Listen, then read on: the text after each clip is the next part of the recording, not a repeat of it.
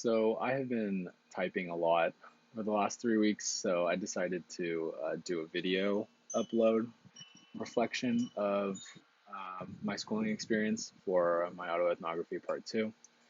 So when I think about my experience in elementary school, I really, the first thing that comes to mind is separation. So, my school was, pretty evenly split between brown students and white students. So we had a very heavy Chicanx, Latinx community, and then a very big white community too, and there wasn't much else. And that, of course, also kind of reflected an income disparity at my school.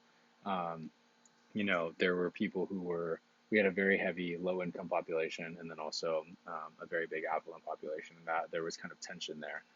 And then we saw all of that play out in the classroom and how we were tested, categorized, and then separated. So, when I think of elementary school, and I went to a public school, New Hall Elementary School, for K through six, I think of the groups that we were placed in for reading and math. So we were either in the advanced group, you were in the intermediate group, or you were in the low group, and these are all determined by tests that you took.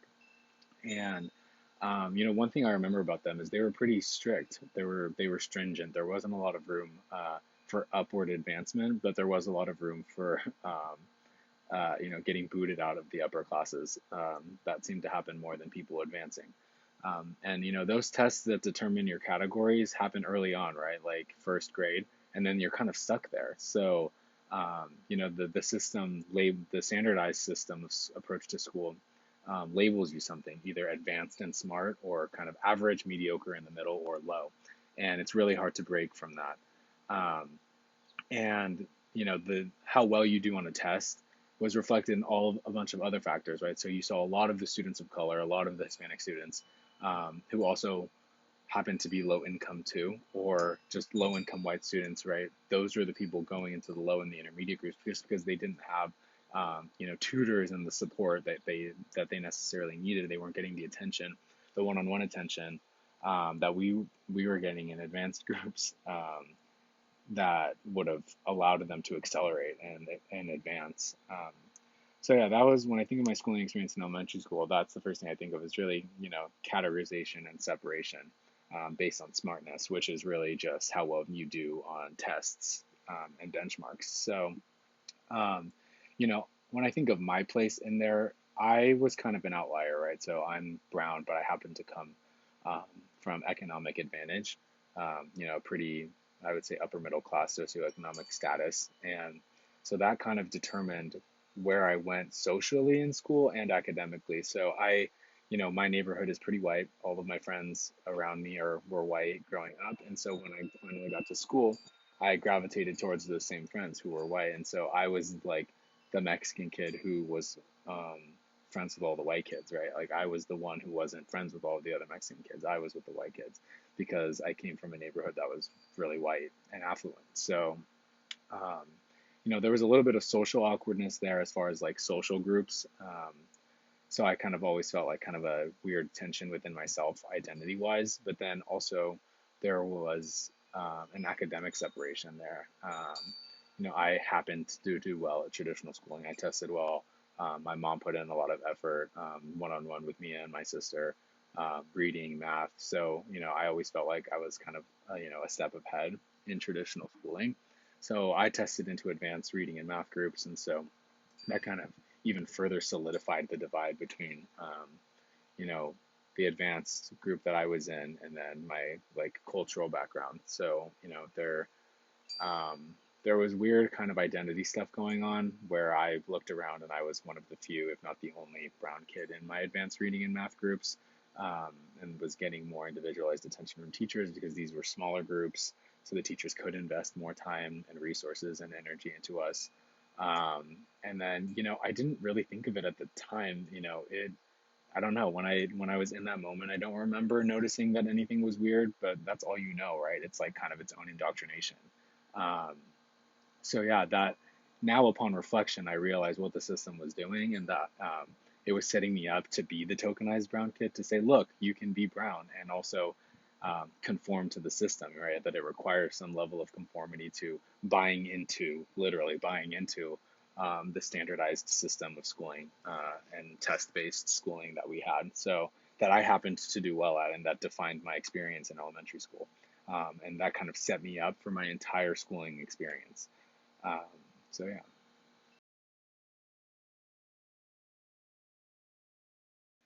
So I said happened a lot when I talked about elementary school. Like I happened to do well and test well, but that I don't mean that, and I just can't go back and figure out how to edit that video. So I just want to like say that it's, thinking it's not that I happened to do well or that I happened to be a good traditional student. It was that my economic status, my socioeconomic status, afforded me that privilege of being able to do that with tutors, with a mom who, like full time stayed at home, who was able to help me with my homework and put in one-on-one time, a lot of one-on-one time with me. So it wasn't a coincidence that I happened to do well. My social status was a direct factor in.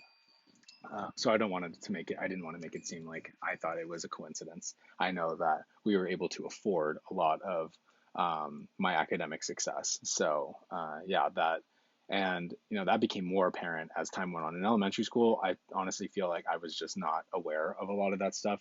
Um, and it became more apparent as I got older, and then especially the most blatant in college. But yeah, I'll talk about that when I talk about going to UC Davis. But for now, I'm going to talk about my experience in middle school, which we here at my in Santa Clarita, we didn't call it middle school, we called it junior high because it was only seventh and eighth grade. So I went to a K through six school for elementary school, then I went to a junior high, Plaza Rita junior high school, which was seventh and eighth grade. And like the very first thing I think of when I think about Plaza Rita was that we had a really strict dress code. So it was a public school, but we had as close to having a uniform as you possibly could. And it's coming from a public school, K through six, that in elementary school that didn't have a uniform. So this made for a weird transition into a very also awkward time because like puberty and stuff. But like our dress code was you basically had to wear all solid colors. So and there were certain colors you couldn't wear. So no blue, no red, no any shades of those. So no pink, no purple, no like light blue or dark blue, no navy. Um, but you could wear the other colors, but they had to be solid color t-shirts. So you couldn't have any logos on it, right? So like no brands, no logos. You also couldn't have stripes, vertical, horizontal stripes. You couldn't wear plaid. So basically you had to wear what I'm currently wearing right now, minus the hat. You couldn't wear a hat. And then pants, my seventh grade year, this changed in eighth grade, but in seventh grade, I couldn't wear blue jeans, which is wild. You could only wear like dark jeans or khakis. Um, and then you had to wear closed-toe shoes. So no closed-toed shoes. You couldn't wear sandals or flip-flops. And that is very like at the time we just did it because that was the rules, but like nobody questioned it. It was weird. Like I don't remember my parents thinking that it was weird. No parents were questioning it. Like nobody was getting exceptions. Everybody was just conforming to this like arbitrary weird dress code that they said like promoted equality of dress, but also like now thinking back, I guess maybe a little bit, but because like you couldn't dress rich or dress poor, and like that's its own thing to deconstruct. But like I think I get kind of what they were aiming for, but also like that really takes away people who want to wear cultural wear, like cultural wardrobe you couldn't wear. Like there were colors you couldn't wear. There were like you couldn't I think I'm pretty sure girls couldn't wear dresses or skirts. So like if you have a cultural wear that is at odds with the dress code, you just straight up had to either abandon your culture or abandon your school and had to go somewhere else. So um that is something that I think about when I think of my middle school schooling experience was like the strict dress code and all of the kids who were constantly dress coded and made to go put on their PE clothes. Um, and then also like I think middle school was the first time where I had six periods. It's starting to emulate high school with different teachers that you went to throughout the day. And then the what I remember about schooling specifically was that when it came to advanced classes, it was only English or math. So you could be in honors pre-calc, honor or not honors pre-calc, honors algebra, pre-algebra. Oh my God, honors pre-algebra or honors algebra or the normal class. Or you could be in honors English or regular English. But for history and science, everybody was in the same one. There was no advanced option. Um, Everybody took the same one, obviously with different teachers, but everybody took like the same kind of science and social studies. Um, But to be in the advanced or honors English and math classes, you had to take the test, the standardized test, and place into them. So when I think about that, like I tested into honors pre-calc and honors English, and so that kind of sets the stage for you. At the time, you don't know this, but it's setting the stage for what you're going to do in high school, because most people didn't take the honors test to get in once we got to high school. It was if you were in honors English or an honors math class at Plaza Rita, you kind of automatically were enrolled in it, or given the option. You didn't have to test into. You could not do it. You could opt out, but you were automatically given the option to take the honors English and math respective math class once you got to high school. Um, and yeah, I honestly feel like now that I'm thinking about it, I kind of blocked out a lot of junior high. Like I don't remember a ton. I remember one good teacher that I had, Mr. Barrios, my honors pre-calc teacher. I remember one day specifically he brought his guitar and he like did a math song and he played his guitar in class and everybody was really into it and like clapped at the end, and then he showed us his YouTube channel where he plays guitar. That was fun. I think we were like doing Pythagorean theorem or something. But yeah, I had a lot of unmemorable teachers at Plaza Rita in middle school or in junior high. It kind of just seemed like more of a social transitionary period where you're like really carving out your friend groups, where the social cliques are really starting to form, popularity dynamics are coming into it. Um, but there were way more kids in middle school, so you don't have that kind of like hyper local community based schooling like you do in elementary school, where it's like all of the kids in your neighborhood. No, I had kids from like all over Santa Clarita coming to my junior high, so meeting a lot of people, transitioning to things like dances and stuff like that, and then dealing with the dress code. That's kind of what I think of when I think of middle school. But like academically, for some reason, not a lot's coming up. I think like there was kind of just this weird. It was like a weird gray area academically. I think that like I said, I remember a seventh grade math teacher, Mr. Barros. I also remember she was my seventh and eighth grade honors English teacher. Mrs. Fitzpatrick. She was a pretty good English teacher, and I remember she kind of kickstarted my interest in English, which is what I ended up majoring in college. But yeah, um, if I could, if I had one word to describe my middle school schooling experience, it would be unmemorable, just because not a lot happened. I feel like it was pretty consistent with the categories that I was in middle school and would go on to be in high school. And yeah, I mean, other than, like I said, the dress code is the first thing that comes to my mind when I think of Plaza Rita. Um, and schooling wise, it kind of followed the same model of elementary school. You test it into high, or you test it out into low, and you were kind of stuck there. It became this rut. And from what I remember, most of my middle school teachers seemed to kind of be doing the bare minimum. None of them made a huge impact on me. Um, to this day. So yeah, that's what I think of when I think of middle school.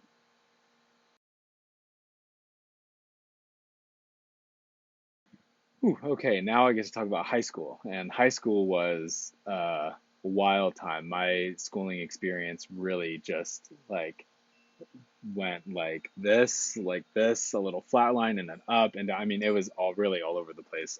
I will try to be as brief as I possibly can. Um, so I went to Hart High School, which is a public school in Santa Clarita, not too far from my house. So it's hard to talk about it as a whole because every year for me was so academically different. So my freshman year, I've played soccer my whole life. So I my freshman year I tried out for the soccer team. I made it. So soccer pretty much took up most of my time. I didn't put a lot of effort into school, so I'd kind of deviated. Like I was in honors English. Um, I was in honors math, so it would have been honors algebra my freshman year. But that was it. I didn't take any AP classes that I could have at the time, because I was really focused on soccer and like social stuff. I didn't really prioritize school. Um, but one thing I do remember is like AP classes weren't advertised. Like we could have taken AP Environmental Science my freshman year, and it wasn't advertised. It wasn't marketed. It wasn't like given to students as a viable option. It was kind of like the smart kids knew about it, and that was it. The smart kids. And so I remember, none of my teachers were telling me like, oh yeah, like um, you know, you should try to go for, an AP class in this section or whatever. I was kind of just, you were in the classes that you were in, and that was it. So like I said, I had really average grades. I think I probably had like a B average my freshman year. I think I got like a C too my freshman year of high school. Really just, yeah, putting the time into soccer and social stuff. And then that continued on into my sophomore year. I so also wait, but freshman year, you at heart, it's weird. I don't know if this is universal, but we don't take history freshman year, which is seems weird. So we you don't take a history class of freshman year. You don't take your first one until sophomore year, which is when I finally decided that I was going to do an AP class. So I did AP European History my sophomore year, and then I continued on in honors English again, and then honors. Actually, no, sophomore year is when I stopped doing honors math. So um, I decided that I was going to do AP European History and then honors English, and that I didn't want to do honors math too, that it would be too much. So I did normal, I think it was algebra two trig. Yeah, I went into the regular class, and yeah, so I was still playing soccer now. A lot of time going into that, I was also playing soccer outside of Hart. So I was playing for my club team. We were traveling a lot. I really was focusing on sports. Like I was not focusing on academics too much. Um, and I remember, my AP European history teacher was also the swim coach. So he was not a very good teacher. Mentally, he was kind of always scattered. He was never really solely focused on class. He was always like thinking about practice or the meet. Swim team met at like 5 in the morning. So he'd been at school since 5 or at the swim, wherever they practice or did their swim stuff. And so yeah, he was like not the best teacher. And it was a weird introduction to my first AP class because he just didn't seem to care too much. He was really focused on swim, and our swim team was really good. So he had like a reputation of being a really good coach. Um, there were times where he just straight up wasn't there. And I remember we just did, I think maybe we took like one AP practice test the entire time. There just wasn't a lot of prep for the AP test. And so, yeah, what I noticed too is that like the AP classes early on in high school were a lot bigger. More people did them. So like he had, I think, 3 or 4 periods of AP European history, and like that was kind of standard. Like a lot of kids did it. Obviously, not a lot of most people didn't take it, but um, yeah, you still saw, and now that I'm looking back, it was still heavily influenced by income and by race. My classes, my AP and honors classes, so honors English and AP European history, were very white and very middle class and up. You had that disparity, that social and economic disparity still being reflected and reproduced in classrooms. At the time, I wasn't thinking much about it, but now in hindsight, now that I'm like looking back critically on my schooling experience, like that is obviously what the factor is. And just the fact that, the standardized testing and the like hyper productivity culture and just all of that like focus on getting you to a 4 year university, and then not focusing on anybody who on the people who weren't going to go straight to a 4 year, not investing in them, is a horrible system. And yeah, so a system though that I benefited from, that I'm fully aware that I benefited from because I did well in that system. I bought into it. But yeah, so that my sophomore year, when I started kind of dipping my toes in more advanced classes, I had my first really good English teacher, Mr. Herzog, who was my honors 10th grade English teacher. I remember one time when I told him that I wanted to be a doctor, I was like, I want to major in biology because he had asked me. He was like, really? Are you sure? And I was like, yeah. And he was like, you're good at English. You're a good writer. You are advanced, even in the honors class. And I was like, no, I don't really like English. And he was like, okay. He was like, you just wait. You're gonna come back and you're gonna tell me that you changed your mind.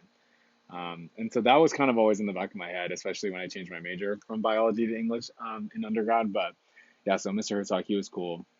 Um, Very traditional though, and I found that I was responding really well to kind of like lecture testing, lecture essay style, and that's still kind of my style, honestly. So that's why I feel like this has been a really big transition for me, just because I tend to do well in sort of a lecture and write, or like a independent reading and writing kind of thing without all of the group work. So and that probably stems just from how I was used to doing it in high school.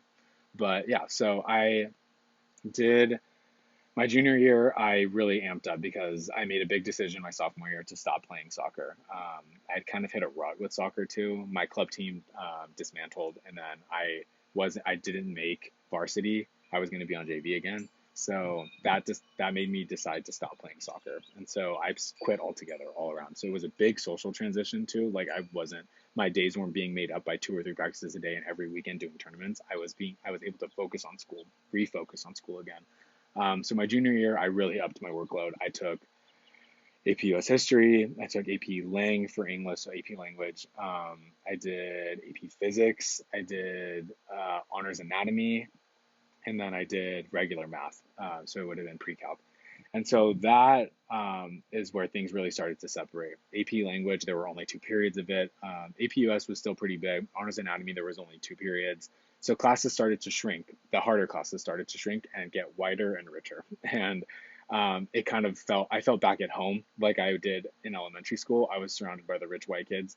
And because that is all that I had known, it didn't feel uncomfortable for me. Like until now that I'm thinking about it now, like, yes, that's weird as fuck. But like back then I was just so used to it. I was so conditioned to it that I didn't, and nobody was telling me that it was weird. My parents weren't, teachers weren't telling me. I just happened to like look around and I was being indoctrinated into this like token position as like the smart brown kid um, at the time. So yeah, that was starting to widen and I just really didn't give much thought to the fact that I was usually one of the few, if not the only, brown kids in my AP and honors classes.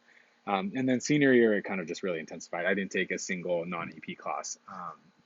I took 5 AP classes. I think I got like a 4.8. I decided that I was like only going to apply to UCs and top schools, and that's kind of where that sort of elitism and classism that's in like codified into school systems really came through. And that's kind of where I really like took a sharp turn to the academic.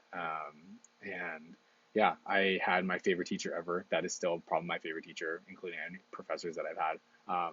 My AP literature teacher, Mrs. Kearney. Just she was so cool.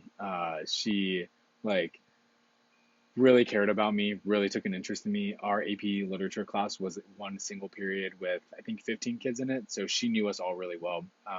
She had this thing where she had like this mural on the back of her wall, all of her AP students that she'd ever taught, and she'd been teaching for like 30 years, where every class did this like end of the year project for her, and it was up on the wall. So that was something we all looked forward to, was doing this project and being part of this like long history of her teaching career and of the school's history too.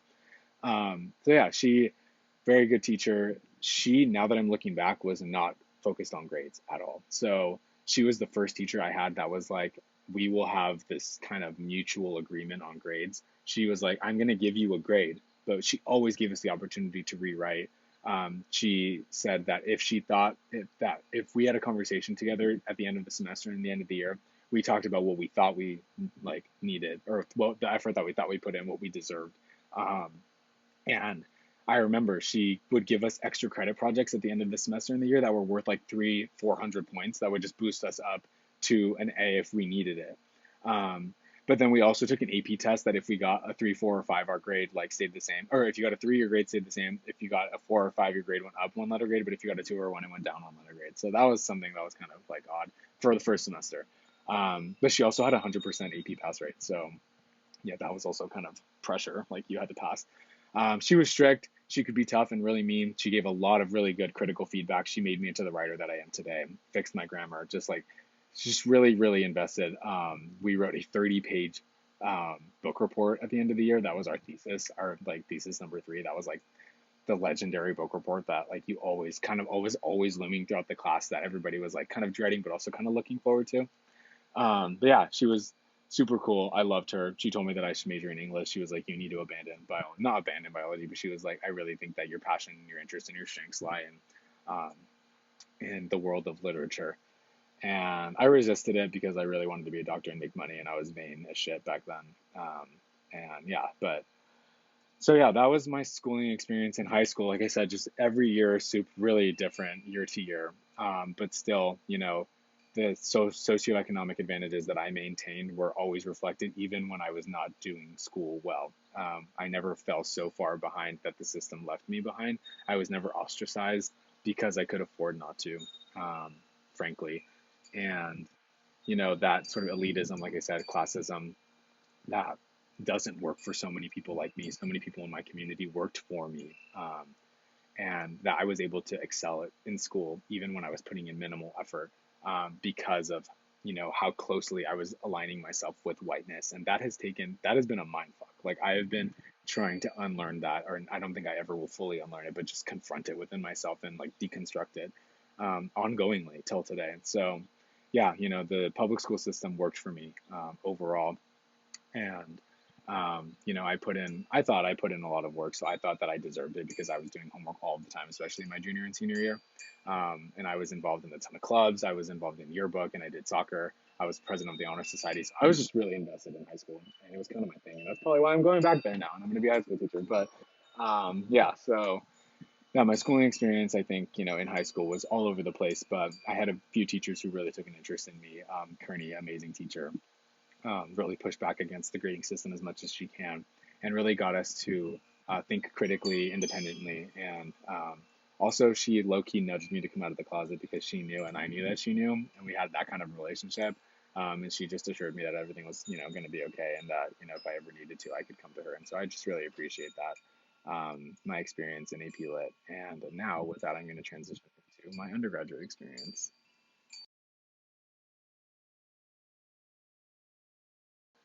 Okay, so undergrad. I went to UC Davis, and I talked a lot about my undergraduate, like personal growth in my autoethnography part one. So I'm gonna really focus on the schooling part here, which is the task, but like actual like being in class, my experience as being a biology major first, switching to political science, and then adding English as a as a double major my sophomore year at Davis. But I just want to like preface it all with saying that like my once I went to Davis, which is a public school, and so really I've been in public school my entire life. But once I went to Davis, that was the first time that I woke up to the like lecture and regurgitate style that I had always done so well at because I have a pretty good memory, and so I'd always done well at standardized testing. Um, I'd always been able to afford a tutor when I needed one, and so like my economic privilege and my like learning style, which I did well in because of my specific learning style that I had been taught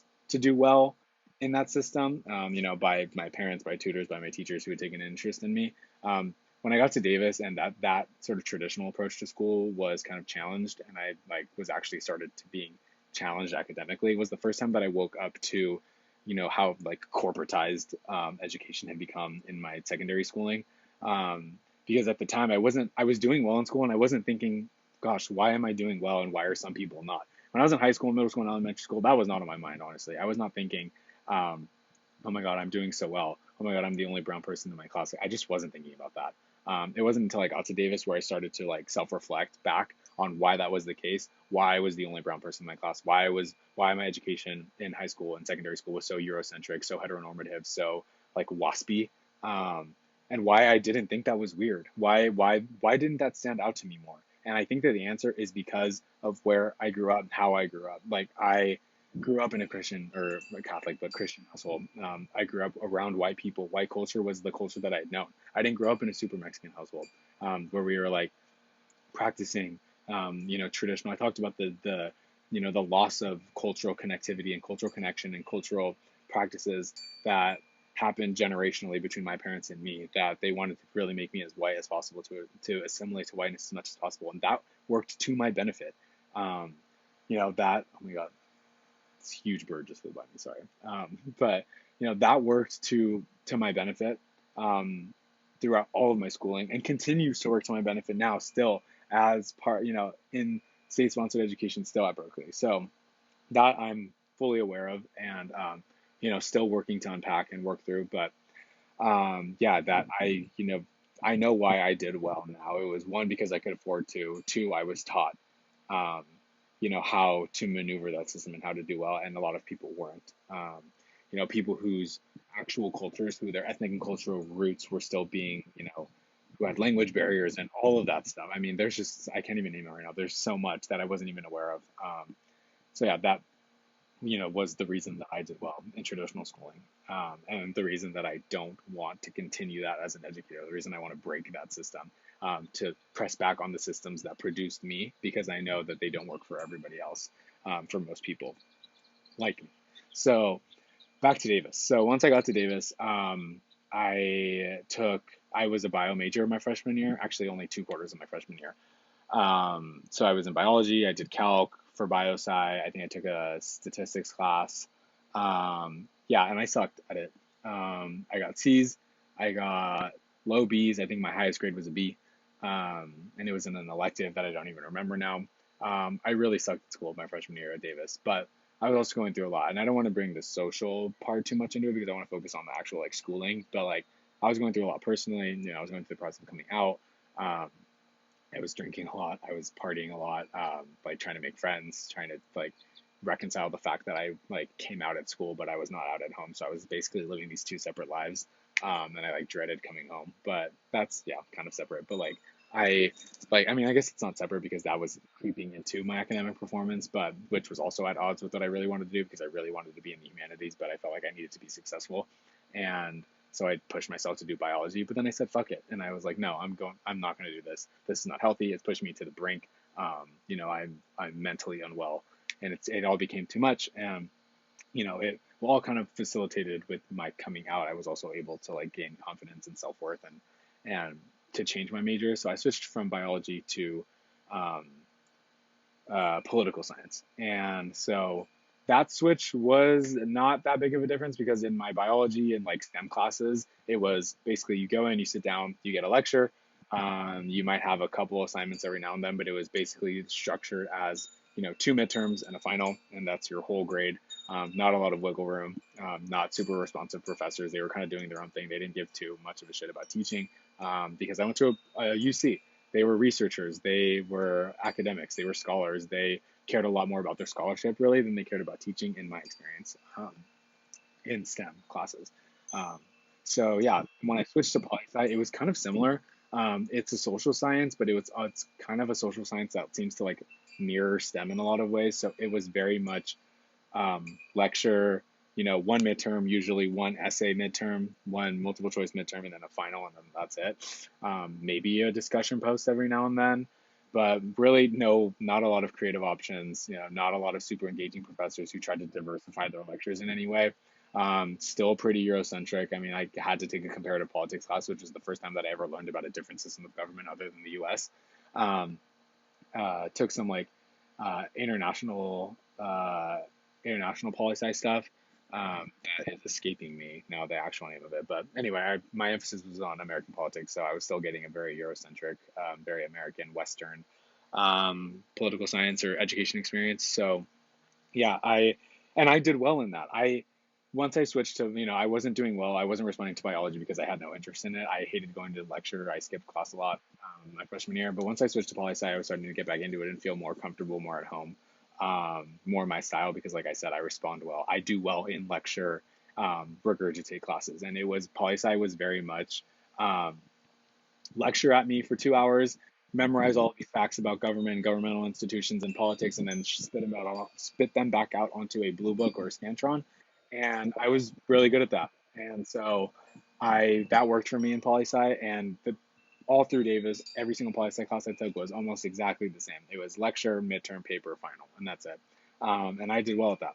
I knew I was good at seeing what professors wanted, reflecting that in my work, adjusting, making tweaks to the individual professor's style with their expectations, and yeah, so that worked for me in poli sci.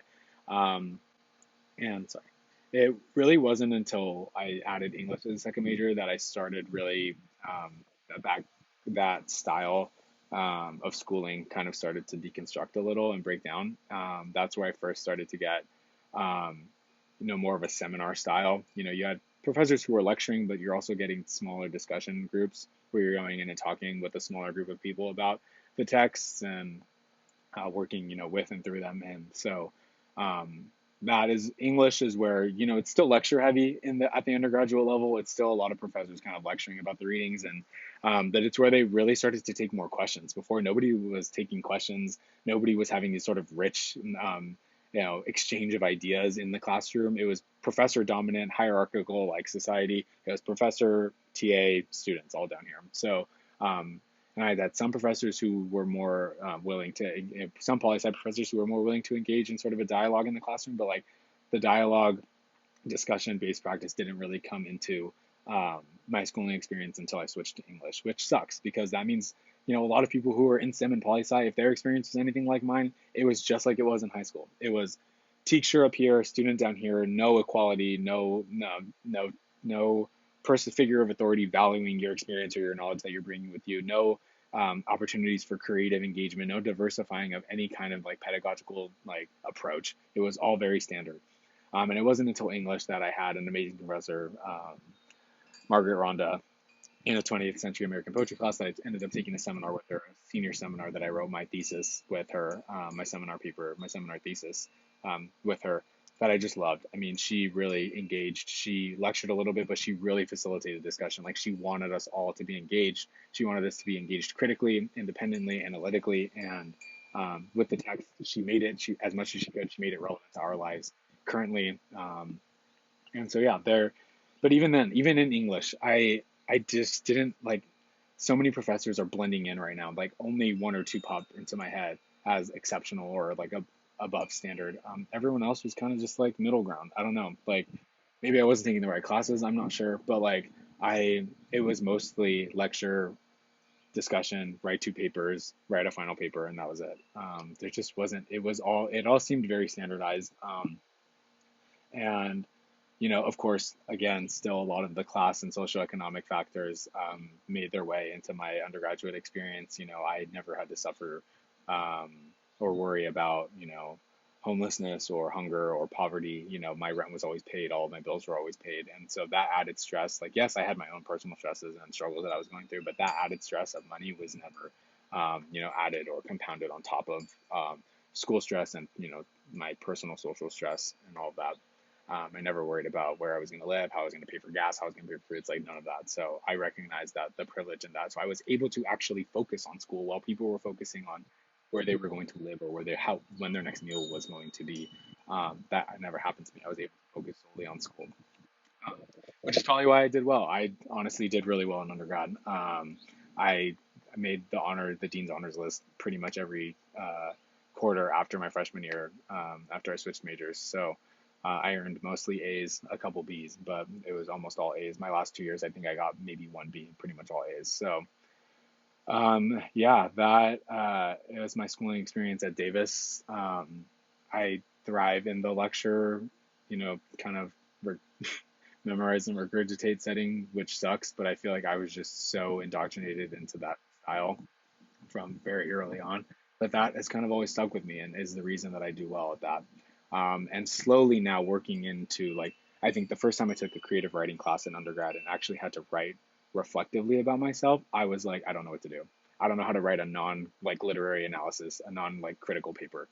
That is what I'm used to. That was what I'm comfortable with. The first time I had to write like in first person, I was like, I don't know what the hell to do. Like, I don't know how to dig deep. I don't know how to do this. And so this has been an on, grad school now, B3 has been such a break from it. And I, am not sure that I'm doing well. I don't know really how to like translate necessarily my experiences into words, which is kind of why I wanted to do a video because I feel like when I'm talking, I'm a better talker than I am a writer sometimes, and so I just had so much that I wanted to say, and I just couldn't. My like fingers weren't going fast enough for what I wanted to say, and I was losing things. So I just wanted to talk, and I wanted to see what came up naturally and organically. I didn't really plan this out at all, and it's kind of just I wanted kind of a what do I think of when I think of elementary, middle, high, and undergrad. And so yeah, I think I've given a pretty comprehensive long. Sorry, it's kind of long. I'm trying to look at the time right now. Maybe I can edit it down, but like account of schooling. A lot of it was unmemorable. A lot of it was standardized. Sometimes I blended in, but most of the time I excelled because I had been given the tools and the resources to excel in that system that so many people with my same skin color, with my same cultural background just aren't. Um, and it's taken a lot to reconnect, right? It's taken a lot to realize the advantages that I maintain because I thought, oh my God, I'm gay. Oh my God, I'm Mexican. I've experienced the worst that this world has to offer, but there is so much worse out there. And I'm so privileged and advantaged in so many ways that I still don't even know, that I'm still learning about. And like, I appreciate the opportunity to meet all of these people in all of these different kinds of people with such rich and diverse and sad at times backgrounds, just to really check my privilege and like put it into perspective and gain new perspectives and new outlooks on the world because yeah, it's been a wild experience so far in these last 3 weeks just thinking about myself in relationship to other students, in relationship to the world, in relationship to my schooling. So many things that I took as normal are now, when I look back, so abnormal. Things could be so much better. um, because I responded well to standards and lecture and that style. Um, you know, I took it for granted that I was given the tools to succeed in school and given the tools to start here while everyone else started here, in spite of my minority status as a Mexican American, as a gay person. Um, so yeah, that's taken a lot of unpacking, a lot of time to really sit with why my experience as a queer person of color is so different than so many other queer people of color.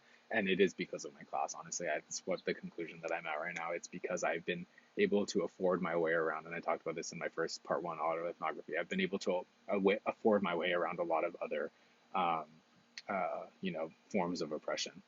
Um, and now what I really want to learn is how to use that privilege to put it on the line to really help my fellow students in the program, my future students. Yeah, so that has been kind of a summary, very broad summary of my schooling experience. And I'm going to do a conclusion slide, I think, after this. So,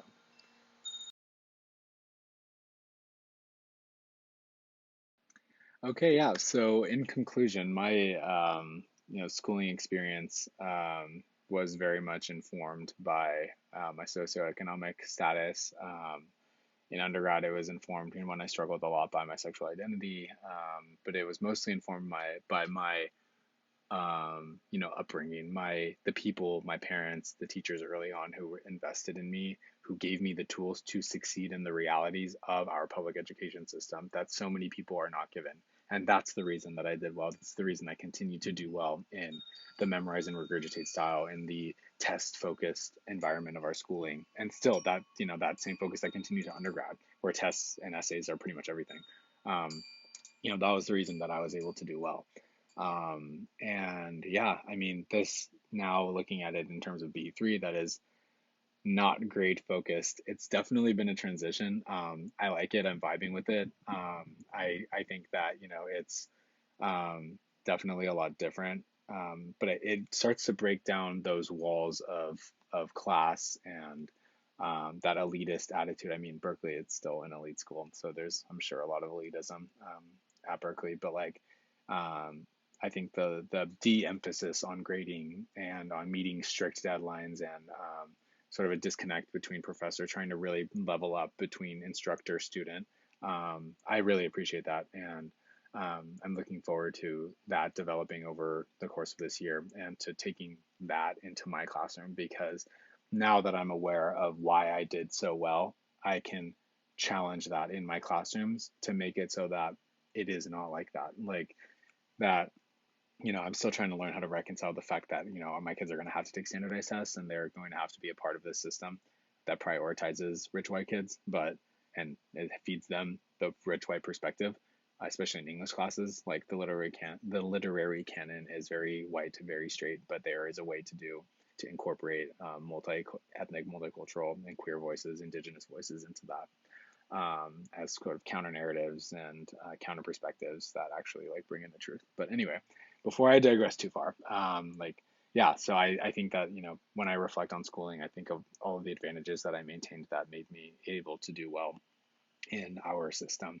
And though all of the ways that it harmed me too, I mean, there isn't a lot of room um, for my identity. I, definitely used my economic status as a shield a lot of the times to distract from the fact that I was gay and brown. So yeah, but yeah, I think those wind chimes are a good signal that I need to stop talking now. But I do appreciate the new approach to teaching, the de-emphasis on grading, the sort of self-reflective emphasis of grad school so far. That is really just a sharp deviation from everything that I've known before, including in undergrad. So yeah, that is my schooling experience in a nutshell. And I look forward to being able to take everything that I learned into the classroom, and I really mean that. So, yeah.